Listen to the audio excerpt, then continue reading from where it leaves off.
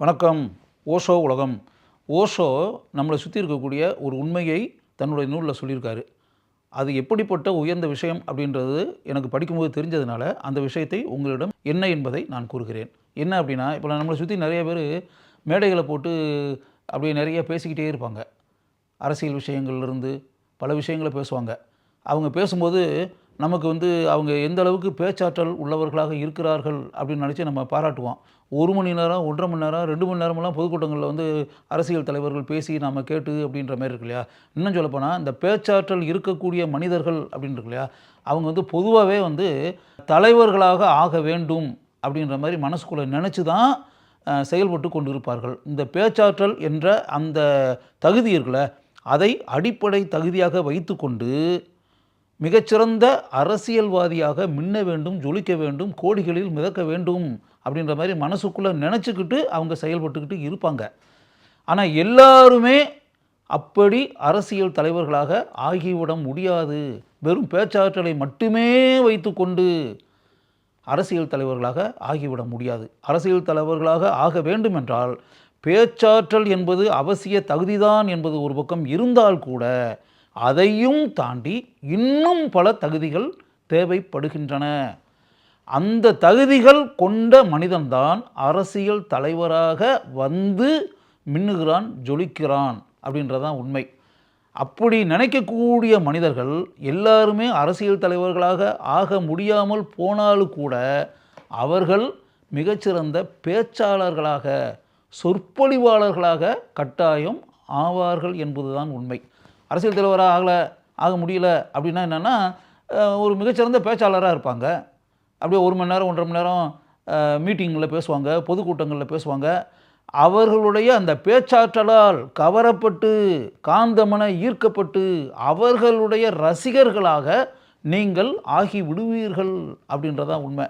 இந்த மாதிரி பேச்சாற்றலை மட்டுமே மூலதனமாக வைத்து கொண்டு இருக்கக்கூடிய மனிதர்கள் எவ்வளவு பேர் நம்மை சுற்றி இருக்கிறார்கள் என்பதை நீங்களே யோசித்து பாருங்கள். அவங்களுடைய பேச்சாற்றலால் ஈர்க்கப்பட்டு நீங்கள் அவர்களுடைய தாசர்களாகவே மாறி அவங்கள புகழ்ந்து தள்ளி தலையில் வைத்து கொண்டாடி அவர்களை மிகப்பெரிய உயரத்தில் வைத்து நீங்கள் வழிபட்டு கொண்டிருப்பீர்கள். அவங்க அந்த பேச்சாற்றல் அப்படின்ற ஒரே ஒரு விஷயத்தை மட்டுமே மூலதனமாக வைத்து கொண்டு தங்களுடைய வாழ்க்கையை உயர்ந்த நிலைக்கு கொண்டு சென்று லட்சங்களிலோ கோடிகளிலோ அவர்கள் மிதந்து கொண்டிருப்பார்கள். இவர்களுடைய பேச்சை விரும்பி பேச்சால் ஈர்க்கப்பட்டு பேச்சால் கவரப்பட்டு இருக்கக்கூடிய ரசிகர்கள், தாசர்கள் இருக்காங்கள, அவங்க எப்படி இருப்பாங்க? அவங்க சராசரியான வாழ்க்கை.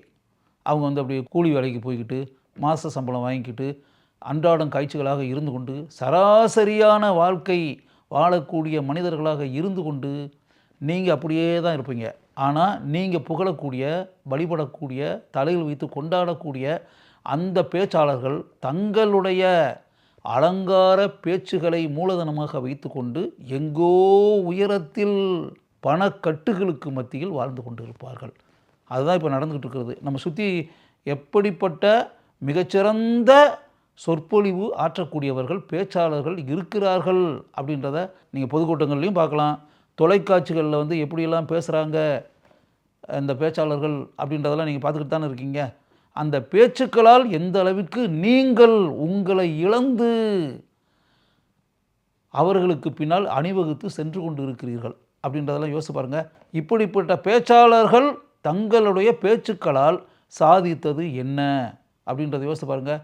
ஓஷோ என்ன சொல்கிறாருன்னா, இவங்க எல்லாருமே சேர்ந்து ஒரு வகையான குழப்ப நிலை அப்படின்றத தான் உண்டாக்கி வச்சுருக்காங்க. அவங்களுடைய கருத்துக்களை சொல்லுவாங்க. உச்சஸ்தாயில் பேசி அப்படின்னு, உரத்த குரலில் பேசி அப்படின்றதுல எல்லாருக்கும் ஒரு கருத்து இருக்கும். அந்த கருத்தை உச்சஸ்தாயில் அவங்க பேசுவாங்க.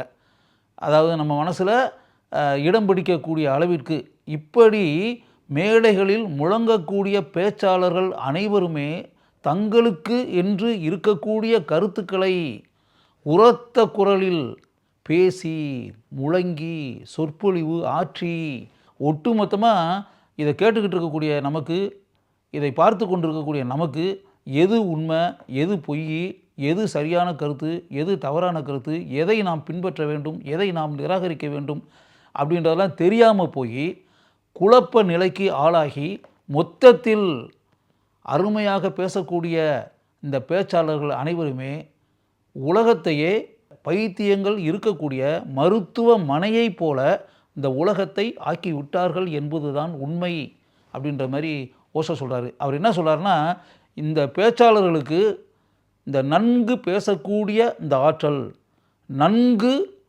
உரையாற்றக்கூடிய இந்த திறமை, இந்த தகுதியை தவிர அவர்களுக்கு வேறு என்ன தகுதி இருக்கிறது? இதை தாண்டி எந்த தகுதியுமே இல்லை என்பதுதான் பெரும்பாலும் உண்மை. வாயிலேயே வடை சுடுறது அப்படின்ட்டுல, இந்த மாதிரி வாயில் வடை சுட்டுக்கிட்டு இருக்க ஆட்கள் தான் ஏராளமான பேச்சாளர்கள், ஏராளமான சொற்பொழிவாளர்கள். இந்த வாயில் வடை சுடும் மனிதர்களை நம்பி நம் வாழ்க்கையை நாம் நடத்தினால் நமக்கு என்ன கிடைக்கும், என்ன உயர்வு கிடைக்கும், என்ன சிறப்பு கிடைக்கும், அதனால் நாம் பெறும் பயன் என்ன என்பதை நீங்கள் ஆழமாக சிந்திக்க வேண்டும் என்பதற்காகவே ஓஷோ இந்த விஷயத்தை கூறியிருக்கிறார். அது மிக உயர்ந்த விஷயம் என்று என் மனதில் பட்டதால் அதை உங்களிடம் நான் பகிர்ந்து கொள்கிறேன்.